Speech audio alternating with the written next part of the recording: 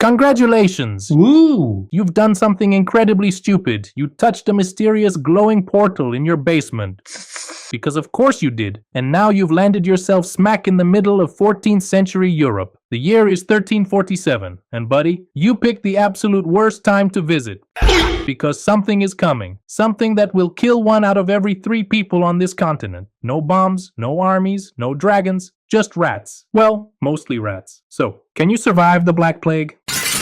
Let's find out. Where are you? First things first, where exactly did you land? Because 14th century Europe covers a lot of ground and some of it is significantly more cursed than the rest. Did you land in a cozy French countryside village? A bustling Italian port city? A cold and miserable English town? Doesn't matter. You're going to have a bad time regardless. But let's say you landed in Sicily, southern Italy, 1347.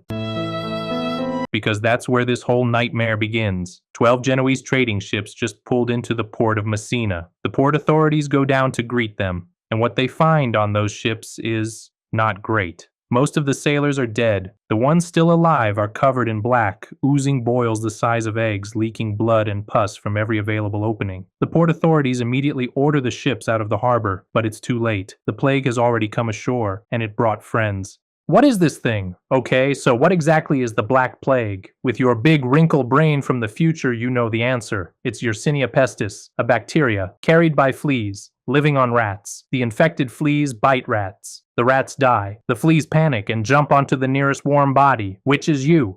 Congratulations on your new flea collection. Now here's where it gets fun. There are actually 3 versions of this disease, and you could win any one of them. Prize number 1, bubonic plague. The classic, the fan favorite. The flea bites you, bacteria enters your lymph nodes, and within days you develop those signature buboes. Painful, swollen lumps in your armpits, groin, and neck. You get a raging fever, chills, vomiting, and the general sensation that your body is staging a very aggressive coup against you. Survival rate, maybe 30 to 60% if you're lucky. Prize number 2, septicemic plague. The bacteria gets into your bloodstream directly. Your skin turns black from internal bleeding. Your fingers and toes start dying while you're still using them. Most people with this version don't even develop the buboes. They just stop working. Survival rate close to 0. Enjoy. Prize number 3, pneumonic plague, airborne. You breathe it in, or someone coughs on you. Your lungs fill up with fluid, and you basically drown on land in about 2 days. Survival rate, also close to 0, but faster, so there's that. Spin the wheel, pick your poison, they're all terrible.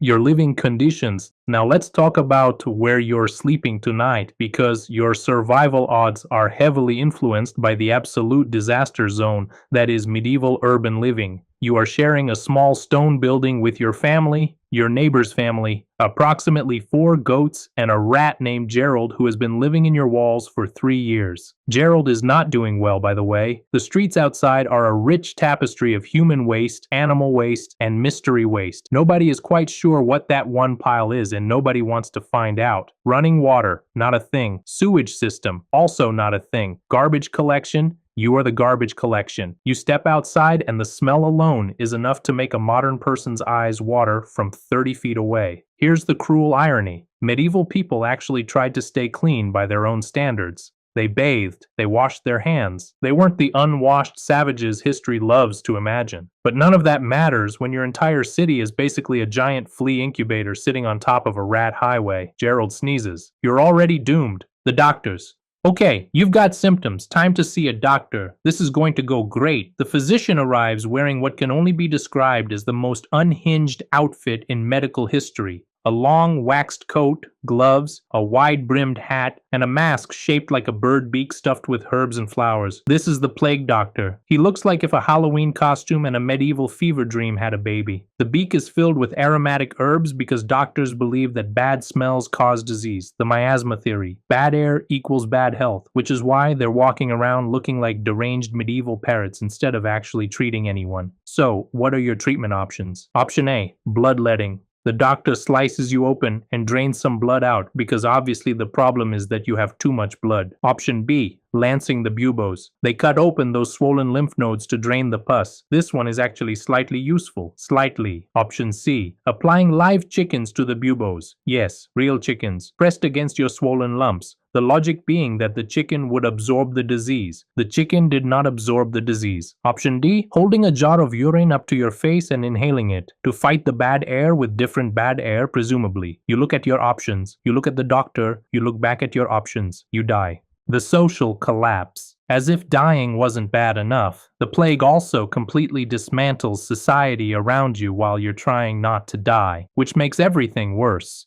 Priests are fleeing their own churches rather than administer last rites to the sick, which is a massive problem because in medieval Europe, dying without last rites means your soul is basically in eternal limbo. So people are dying and going to hell and nobody cares because everyone is too busy also dying. Doctors are charging enormous fees and then running away anyway. Grave diggers are dying faster than new ones can be trained. Bodies are piling up in the streets. Mass graves are being dug outside cities. Hundreds of bodies at a time stacked like medieval Jenga. Your neighbor abandons their children when they show symptoms. Your local lord has locked himself in his castle and is refusing to come out. The Pope is sitting between two giant bonfires in Avignon because someone told him the heat would protect him. It kind of worked actually. The smoke kept the fleas away. Good for the Pope. Not so good for you, standing in the street, watching civilization slowly fall apart from the inside.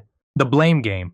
When people can't explain something, they start pointing fingers, and medieval people had a lot of fingers to point. Some blamed the alignment of Saturn, Jupiter, and Mars in 1345. Astrologists declared the triple conjunction had poisoned the air itself. Some blamed earthquakes releasing toxic gas from the ground. Some blamed the weather, too hot, too cold, too much rain. Basically anything that happened outside. Some blamed cats, which led to mass cat killings across Europe, which led to more rats, which led to more plague. Outstanding work, everyone. But the most catastrophic blame of all fell on Jewish communities across Europe. Accused of poisoning the wells, Jewish people were massacred in hundreds of cities across France, Germany, and Switzerland. Entire communities wiped out. When Pope Clement VI pointed out that Jewish people were also dying of the plague, at the same rates as everyone else, and therefore probably didn't poison anything, almost nobody listened. Because a good scapegoat is apparently worth more than basic logic. The plague doesn't care who you blame, by the way. It's still coming for you. Your actual chances? So let's talk numbers. Between 1347 and 1351, the Black Death kills somewhere between 75 and 200 million people.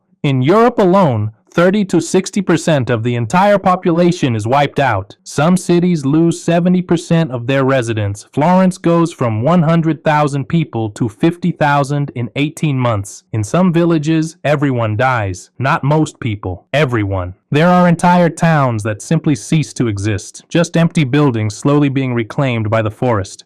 No survivors to write it down.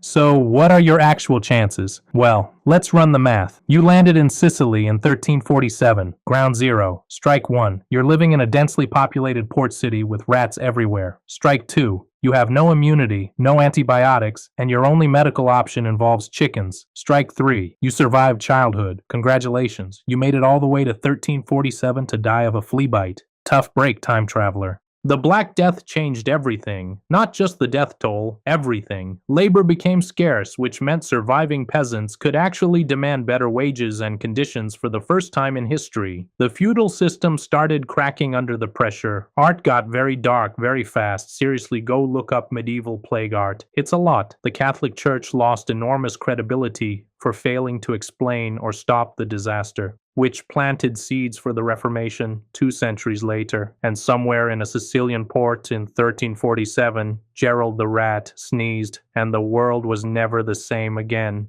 You are absolutely dead, by the way. Better luck next portal. If you somehow survived this video without getting a single flea bite, smash that subscribe button so you can fall into more historical nightmares with me. And drop a like if you'd rather face 1,000 angry Vikings than touch one single rat in 1347. See you in the next portal.